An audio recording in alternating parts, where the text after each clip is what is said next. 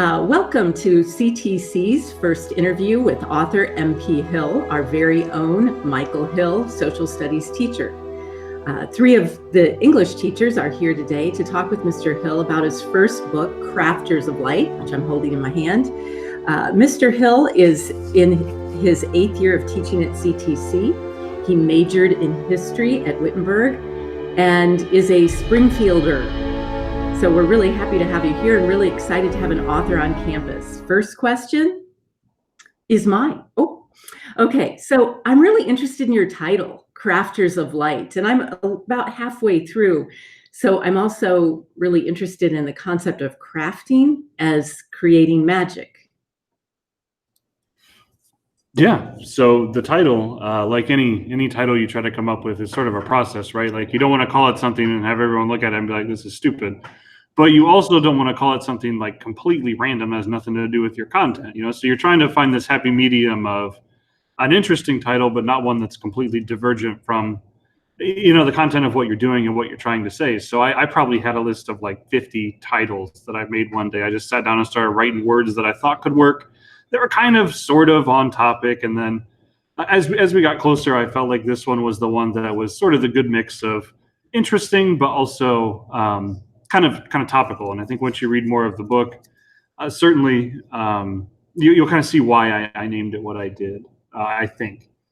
But yeah, the idea of crafting as the word was just something I thought everybody was familiar with. I like the idea of sort of a regular word like crafting or crafts to go with something kind of extraordinary, like magic in a fantasy setting. And then, of course, since the magic is represented by light, just kind of went together real nice.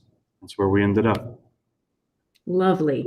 Hey, I'd love to hear about your writing process and just know, how did you write a book?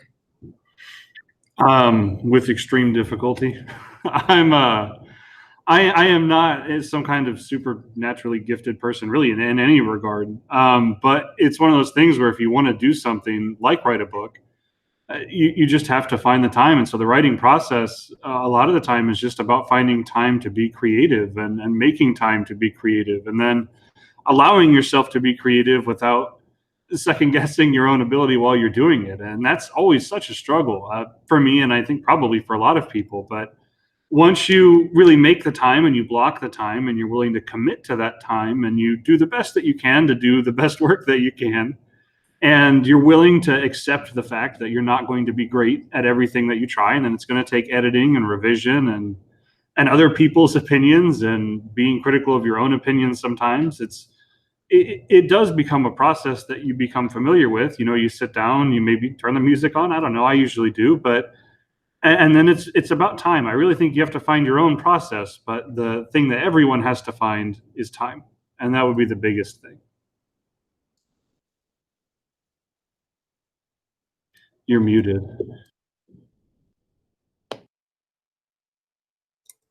Once you have found that time to actually complete the draft, what did you find were your main considerations as you were revising and then editing your writing? Oh my gosh. Well, first of all, editing and revising were harder than writing, because I think they have to be. It's where you have to be you have to be willing to be critical of yourself, but you have to be willing to know when you did something good too. And remembering that not all editing is like, did I spell this word right? I always kind of think that's sort of the basic level of editing, is like, is your sentence grammatically correct? And that's extremely important. You can't be wrong, or you can't be wrong unintentionally, because I think sometimes you can play with that a little bit. But one thing that's really important is it's understanding that in writing fiction, you're trying to tell a story. And so a big part of the editing process is telling a story that other people are going to understand and that other people are going to enjoy. And so as you read Crafters of Light, and I hope a lot of books, you have to think about the fact that each of those paragraphs is done in such a way that an author was thinking, how would a reader approach this? And am I using the right words for the people that I want to read this book? And am I using the right words to have the voice that I want, to give your character's voice, or to have sort of an author voice? And so the editing for me was almost piece by piece. It's thinking about the words I'm using. It becomes Crafters of Words, I guess, a little bit, because you're very much being critical of your choices, but also being sort of happy with your choices and saying, that worked really well. And then I also just found people that were willing to tell me when I was wrong. I had a couple of really good friends who were willing to read my book and tell me, hey, this really worked. Hey, this really didn't. And I had a good connection with a professional editor who was able to tell me, hey, this is right, but you can be clearer. And then myself be willing to say, you're right. I could be. And so it's one of those things you can't assume that it's perfect at any time. And I think that if you're from that perspective, you will end up with something that's pretty good. Just takes time. Thank you. That was a wonderful response. I also wanted to know what suggestions do you have for others who would like to think about getting their writing published? Well, first thing I want to say, you could totally do it. Like, I don't think that there's a person in the world who doesn't have an idea or a story. I really don't. I do not think that I've ever met somebody who doesn't have an idea. And if you want to take those ideas and make them something else, maybe make them a book, or even I would say take them in other creative and routes. If you aspire to be like a content creator on a platform like Twitch or YouTube, it's very much the same kind of thing, where if you want to take your work and give it to other people, then you have to just sort of ask, well, how do I do that? And with writing, it's the one I can talk about. Probably the easiest path, which is the path of least resistance that I took, was to work with Amazon and just sort of, skip some of that querying process that I wasn't 100% sure that I really wanted to go through anyway. And so if you want to be an author in the way that other people can hold your book and read your book, I would just say, start to look at your options. There's all kinds of forums out there for newbie authors. There's a lot of things. I don't want to necessarily recommend things like Reddit or things like that, but it's out there. Places to meet other people like you. And so I think networking would be my first suggestion. Just find other people trying to do what you're trying to do. Be willing to learn from people who have done what you're trying to do. My second suggestion would be exploring the options that Amazon has. Though I'm not trying to plug Amazon or anything. Jeff Bezos probably has enough money, but the Amazon route is not a difficult route. From the time that you finish a book to hitting publish, it's pretty straightforward in terms of how it works.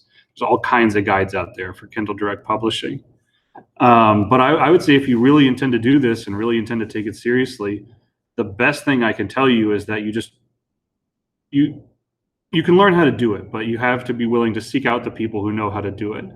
And you have to be willing to learn a lot of different skills.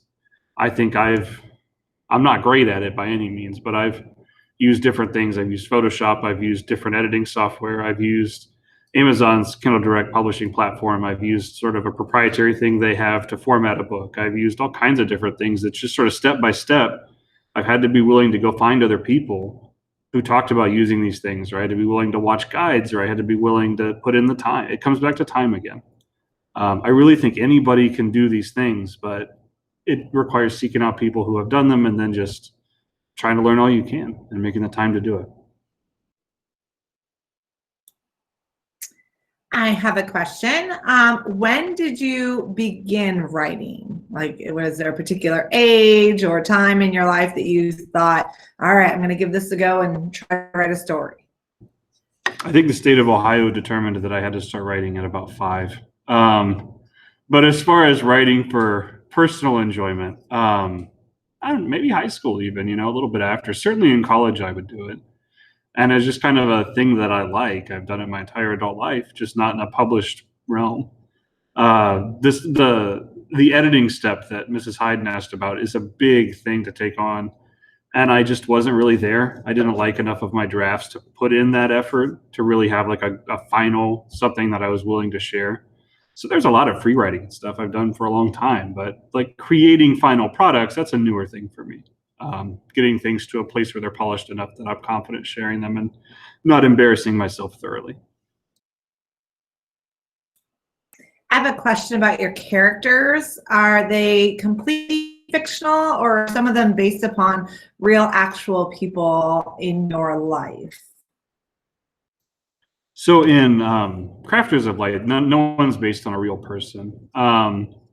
Are they based on traits that I've observed in people? Sure. But I think when you consider strengths and weaknesses, those particular combinations of strengths and weaknesses are not directly correlated to any one person that I might know in the real world.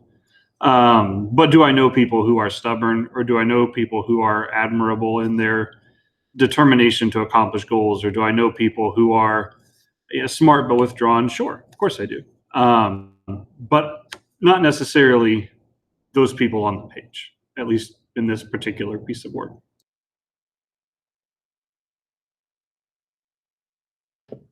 Well, speaking of characters, I'd like to hear a little bit more about the main character, Azlin.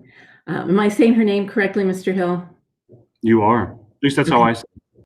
All right. You know how it is when you're reading, you kind of create your pronunciation.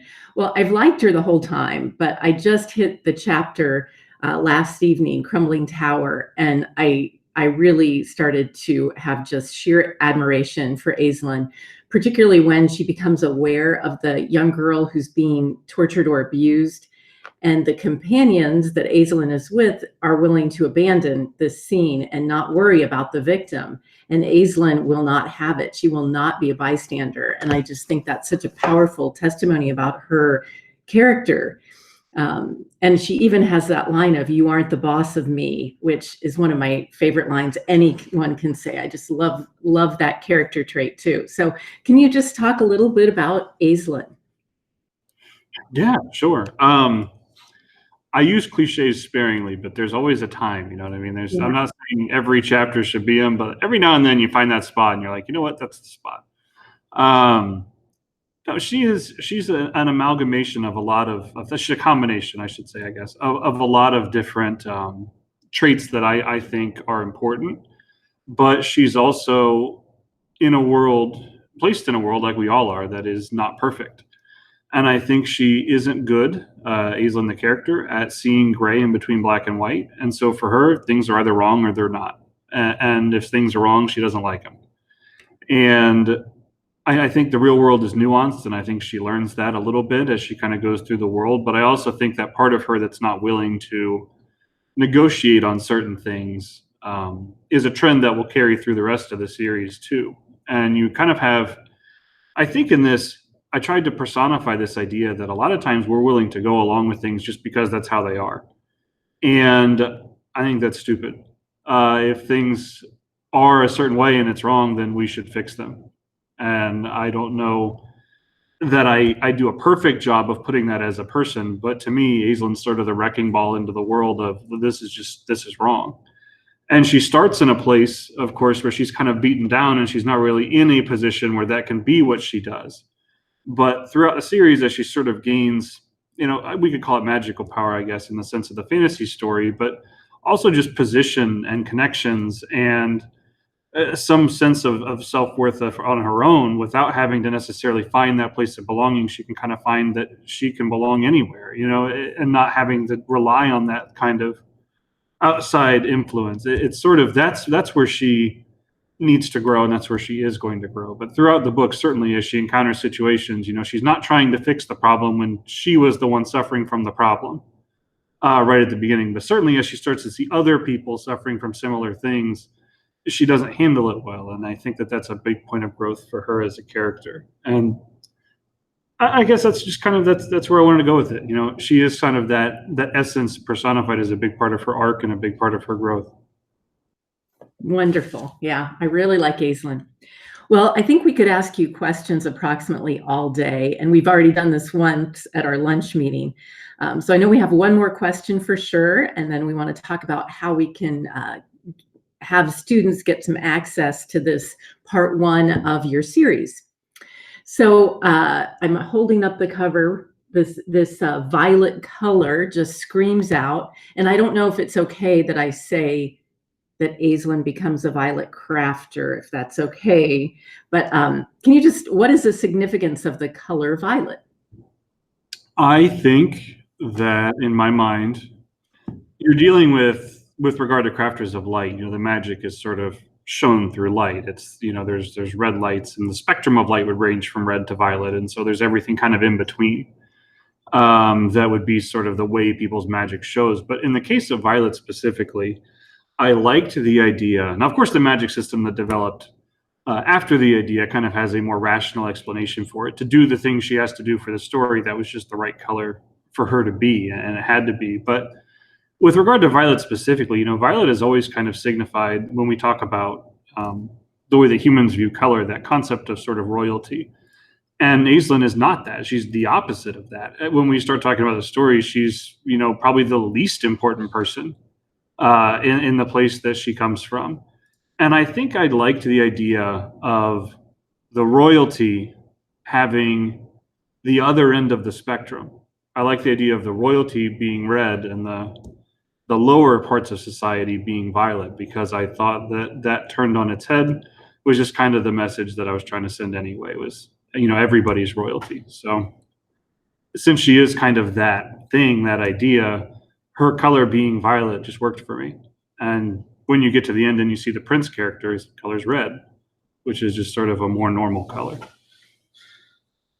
Well, it's a wonderful read, and I know we're working on getting some copies of it in our hands so that when students want to check it out, that's one way they can get it. Of course, it is available on Amazon, but we're not trying to sell you anything. We're just trying to make you aware that we have an author on campus, and that is something we're really proud of and something we want to share with you.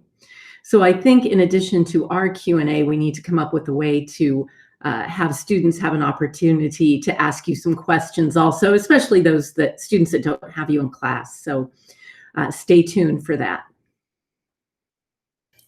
This is where I would normally make some kind of self-depreciating joke and tell you not to overestimate whatever I've done. But if you have any interest, obviously, talk to your English teachers. I'm trying to get them some copies you could read for free. I don't want anybody to have to spend any money looking up anything I've done, but obviously it's out there if you want to. And if you're already subscribed to Kindle Unlimited, you can read it for free. It's on that program. So that's also an option. If you're somebody who doesn't want to spend, but you're kind of enrolled anyway, you could read it that way. I do appreciate all your English teachers caring so much. This is something I just kind of did for me, really. But having so much enthusiasm has been pretty cool. So that's been a neat thing to see. All right, thank you very much, students, for watching, and Mr. Hill for sharing your experience of becoming a published author.